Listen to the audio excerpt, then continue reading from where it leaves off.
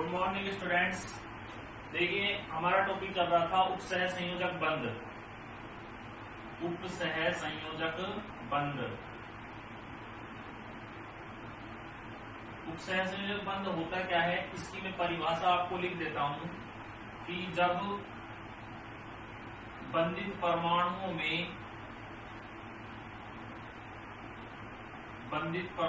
में साझे का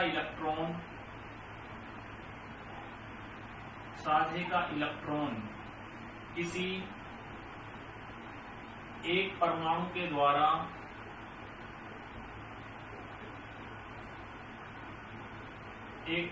द्वारा दिया जाता है, लेकिन उस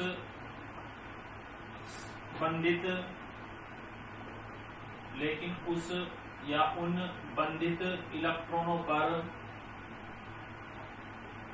दोनों परमाणुओं का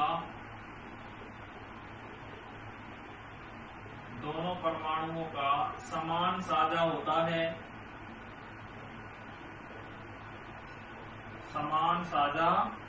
है, जिसमें प्रत्येक परमाणु उत्कृष्ट गैस विन्यास प्राप्त करना चाहता है तथा उनमें एक परमाणु दाता होता है तथा दूसरा परमाणु ग्राही होता है। दाता परमाणु के पास एकाकी इलेक्ट्रॉन युग्म उपस्थित होते हैं तथा ग्राही परमाणु के पास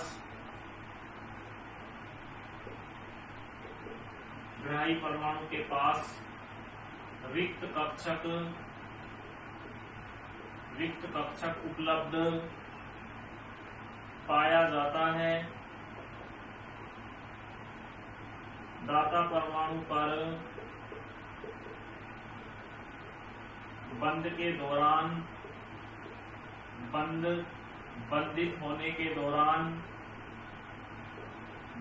होने के दौरान आंशिक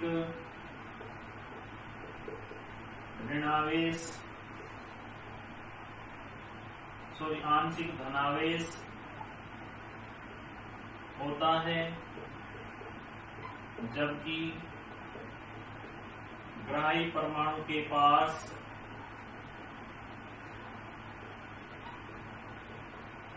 आंशिक ऋणावेश की स्थिति उत्पन्न होती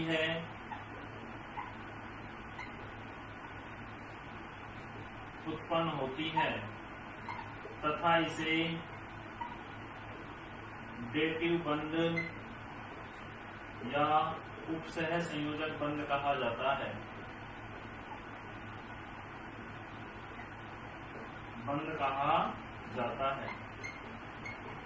तो ये थी उपसह संयोजक बंध से संबंधित परिभाषा। जब बंधित परमाणुओं में साझे का इलेक्ट्रॉन किसी एक परमाणु के द्वारा दिया जाता है, लेकिन उन बंधित इलेक्ट्रॉन पर दोनों परमाणुओं का समान साझा होता है। ध्यान रखना, कैसा होता है? समान साझा होता है, जिसमें प्रत्येक परमाणु उत्कृष्ट गैस विन्यास प्राप्त करना चाहता है तथा उनमें एक परमाणु दाता होता है तथा दूसरा परमाणु ग्राही होता है। दाता परमाणु के पास एकाकी इलेक्ट्रॉन युग्म यानी कि लोन पेयर, जिनको क्या कहते हैं? लोन पेयर उपस्थित होते हैं तथा ग्राही परमाणु के पास रिक्त कक्षक उपलब्ध होना आवश्यक है। कैसा कक्षक होना चाहिए? रिक्त कक्षक उपलब्ध होना चाहिए। तथा दाता परमाणु पर बंधित होने के दौरान आंशिक धनावेश आता है और ग्राही परमाणु पर आंशिक ऋणावेश आता है। उस स्थिति में उत्पन्न होने वाला बंध कैसा होता है? डेटिव बंध या उपसह संयोजक बंध। मैंने पिछले वीडियो में आपको अमोनिया और BF3 के बीच में उपसहसंयोजक बंध निर्मित करके बताया था। तो आज मैं एक नया एग्जांपल लेता हूं, तो देखना उसको। ये तो परिभाषा हो गई कि उपसहसंयोजक बंध किसे कहा जाता है, क्या क्या चीजें होती है, कैसे कैसे बनता है। ठीक है, तो आगे हम एक एग्जांपल और देखते हैं।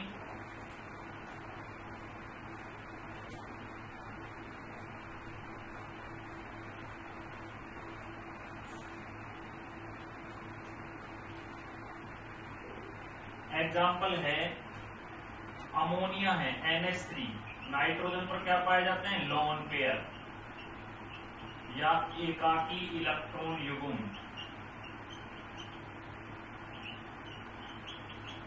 एकाकी इलेक्ट्रॉन युग्म अगर ये H+ आयन से क्रिया करे, प्रोटॉन से, किससे क्रिया करे भाई, प्रोटॉन से।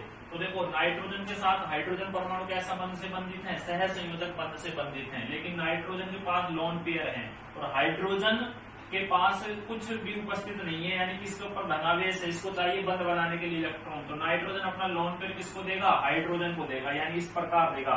नाइट्रोजन के साथ तो 3 हाइड्रोजन परमाणु कैसा बंध बना रखा है, सहसंयोजक। नाइट्रोजन ने अपना लोन पेयर किसको दे दिया, हाइड्रोजन को, और इस पर चार्ज कैसा आ गया, प्लस। यानी कि नाइट्रोजन ने अपना लोन पेयर किसको दे दिया, हाइड्रोजन को। हाइड्रोजन प्लस का मतलब है इसके पास एक इलेक्ट्रॉन होता है, वो भी गायब है। इसका मतलब इसके पास क्या है, रिक्त कक्षक।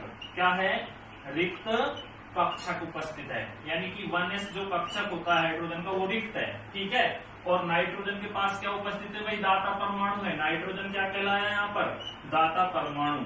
क्या कहलाया, दाता परमाणु। और हाइड्रोजन क्या कहलाया भाई यहाँ पर, ग्राही परमाणु। क्या कहलाया, ग्राही परमाणु। तो ग्राही परमाणु के पास तो कैसा कक्षक है, रिक्त कक्षक। और दाता परमाणु के पास क्या उपस्थित है, एकाकी इलेक्ट्रॉन युग्म। तो नाइट्रोजन ने अपना लोन पेयर किसको दे दिया, हाइड्रोजन को। निर्मित होने वाला बंध कौन सा बंध हो गया, उपसहसंयोजक बंध। कैसा बंध हो गया भाई, उपसहसंयोजक बंध। तो समझ में आ गया होगा कि उपसहसंयोजक बंध क्या होता है, जब किसी बंधित परमाणु में उपस्थित किसी एक परमाणु के द्वारा लोन पेयर दिए जाते हैं, लेकिन साझा दोनों का होता है। अगर इस बंध में आपसे कोई बात पूछे, इस बंध में किस किस परमाणु का साझा है, हाइड्रोजन का भी है और नाइट्रोजन का भी है, दोनों परमाणुओं का साझा होता है। उपसहसंयोजक बंध जो होता है, मैं यहाँ पर नोट लिख देता हूं, उपसहसंयोजक बंध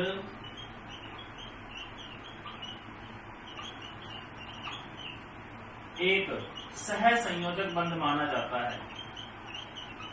सहसंयोजक बंध एक सहसंयोजक बंध माना जाता है। ध्यान रखना, विशेष इंपोर्टेंट नोट है, उपसहसंयोजक बंध एक सहसंयोजक बंध माना जाता है।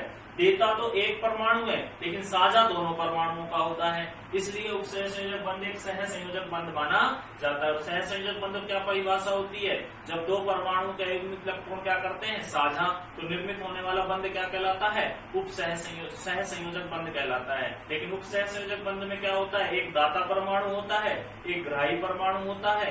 दाता परमाणु के पास लोन पेयर उपस्थित होने चाहिए, ग्राही परमाणु के पास रिक्त कक्षक उपलब्ध होना चाहिए, और इसको एक तीर के द्वारा दर्शाया जाता है, इसलिए इसको डेटिव बंध भी कहा जाता है। कैसा बंध कहा जाता है, डेटिव बंध भी कहा जाता है। ठीक है, और एक एग्जांपल लेते हैं, ध्यान से देखना।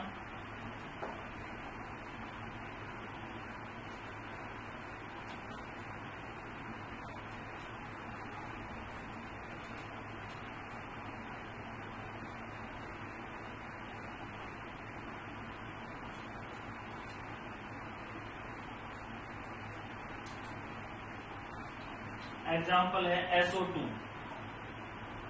SO2, अब SO2 में क्या होता है, सेंट्रल जो एटम होता है वो सल्फर होता है। क्या होता है भाई, सल्फर होता है। अब सल्फर के साथ, सल्फर के पास परमाणु सल्फर का 16 होता है, 16 होता है सल्फर का। तो इलेक्ट्रॉनिक विन्यास 1s2 होता है, 2s2 होता है, 2p6 होता है, 3s2 होता है, 3p4 होता है। ठीक है, तो P4 को, यानी p ऑर्बिटल 3 प्रकार के हैं, 1, 2, 3 और 1, 4, 2 युग्मित इलेक्ट्रॉन है।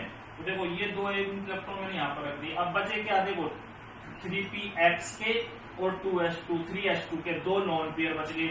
इन लोन पेयरों को मैं क्रॉस से दिखा देता हूँ। ठीक है, अब बात आती है ऑक्सीजन की। ऑक्सीजन का परमाणु क्रमांक कितना होता है, 8। इलेक्ट्रॉनिक विन्यास क्या हो गया भाई, 1s2, 2s2 और 2p4। अब P4 की बात करेंगे तो देखो 1 2 3 और 1 4, इसके पास भी कितने एटॉमिक इलेक्ट्रॉन है? 2। दोनों एटॉमिक इलेक्ट्रॉन में क्या हो गया? ऑक्सीजन के में साझा।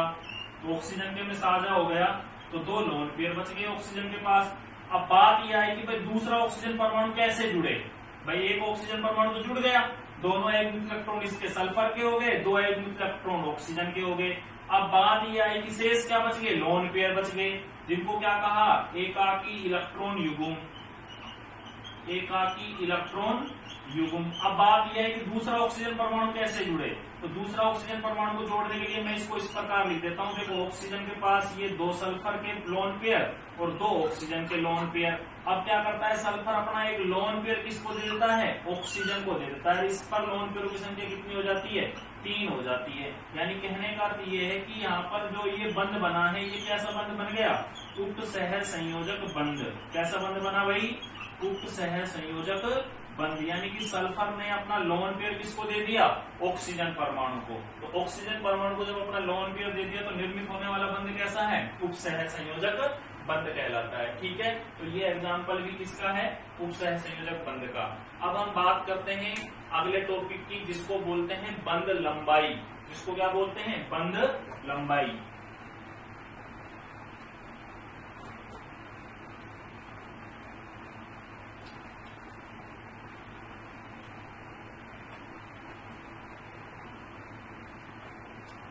बंध लंबाई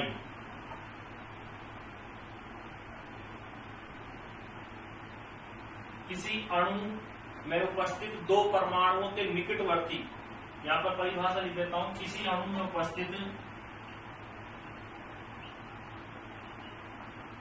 उपस्थित 2 निकटवर्ती परमाणुओं के केंद्रीय भाग नाभिक के बीच की दूरी।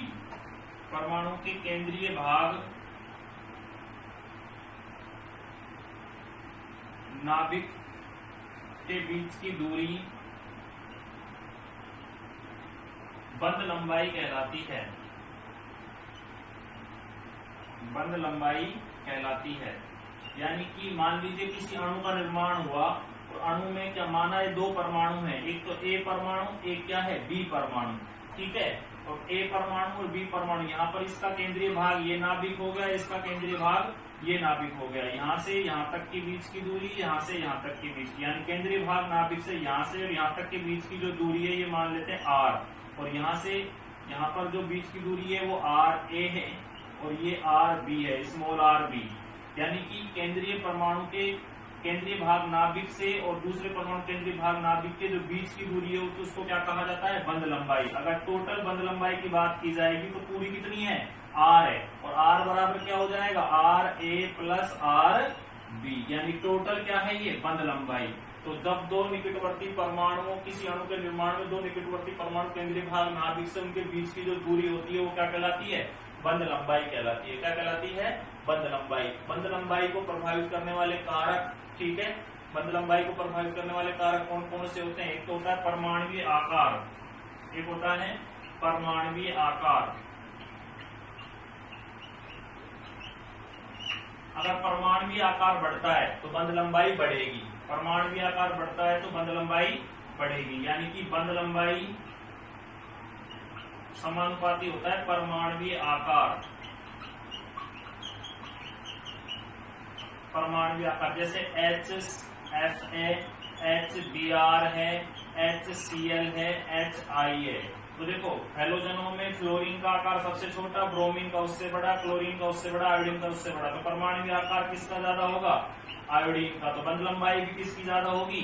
HI की। हाइड्रोजन आयोडाइड की सबसे ज्यादा, HCl की उससे कम, HBr की उससे कम और HF की सबसे कम पाई जाएगी। बंध लंबाई को मापा किस में जाता है? बंध लंबाई को मापा जाता है एंगस्ट्रम में। किसमें मापा जाता है? एंगस्ट्रम में। और 1 एंगस्ट्रम बराबर होता है 10 की पावर -10 मीटर, या पिकोमीटर में मापा जाता है। किसमें मापा जाता है? पिकोमीटर में। और 1 पिकोमीटर बराबर होता है 10 की पावर -12 मीटर। कितना होता है? 10 की पावर -12 मीटर। तो ये थी बंध लंबाई। किसी अणु में उपस्थित दो निकटवर्ती परमाणु के केंद्रीय भाग नाभिक के बीच की दूरी क्या कहलाती है? बंध लंबाई कहलाती है। बंध लंबाई में दो अणु, किसी अणु का निर्माण हुआ, मान लीजिए दो परमाणु है ए और बी, उनके केंद्रीय भाग ये क्या है भाई? नाभिक है। ये नाभिक है। नाभिक के यहाँ से यहाँ तक के बीच की दूरी ये आर है, यहाँ से यहाँ तक के बीच की दूरी इसकी स्मॉल आर बी, इसको स्मॉल आर ए। ठीक है, यहाँ स्मॉल आर ए और ये स्मॉल आर बी, दोनों का संयोजन क्या कहलाएगा? बंध लंबाई कहलाएगा।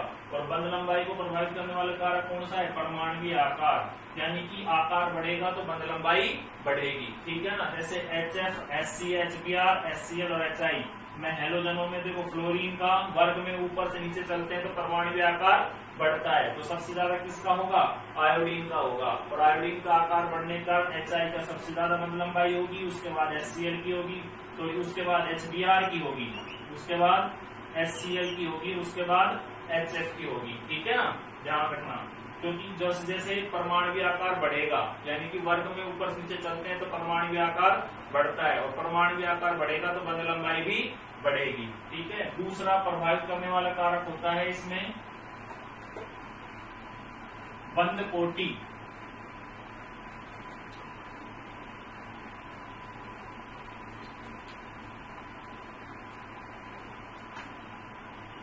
बंध कोटि परमाणु बंध लंबाई वित्त परमाणुपाती होती है बंध कोटि। बंध लंबाई वित्त परमाणुपाती क्या होती है? बंध कोटि। बंध कोटि से तात्पर्य किसी निकटवर्ती परमाणु के बीच निर्मित होने वाले बंधों की संख्या, उसकी क्या कहलाती है? बंध कोटि कहलाती है। जैसे मान लीजिए कार्बन कार्बन के बीच में सिंगल बॉन्ड है तो इसको क्या कहेंगे? एल्केन। कार्बन कार्बन के बीच में डबल बॉन्ड है तो इसको क्या कहेंगे? एल्कीन। और कार्बन कार्बन के बीच में ट्रिपल बॉन्ड है तो इसको क्या कहेंगे? एल्काइन। तो यहाँ पर देखो बंधों की संख्या कितनी है? 3, यहाँ पर 2, यहाँ पर 1। यदि बंधों की संख्या बढ़ती है तो बंध लंबाई घटेगी, ध्यान रखना। बंधों की संख्या बढ़ती है तो बंध लंबाई घटेगी। तो सबसे ज्यादा किसकी होगी? एल्केन की, उसके बाद एल्कीन की, सबसे कम किसकी होगी? एल्काइन की। बंध कोटि से तात्पर्य बंधों की संख्या। अगर किसी निकटवर्ती परमाणु के बीच निर्मित होने वाले बंधों की संख्या बढ़ती है तो बंध लंबाई घटेगी। इसलिए एल्केन की सबसे ज्यादा बंध लंबाई होती है, एल्कीन की उससे कम होती है, एल्काइन की सबसे कम होती है। ठीक है, इसके अलावा S% गुण होते हैं जो बंध लंबाई को प्रभावित करते हैं। तो S% गुण जो बात करते हैं उसके अंतर्गत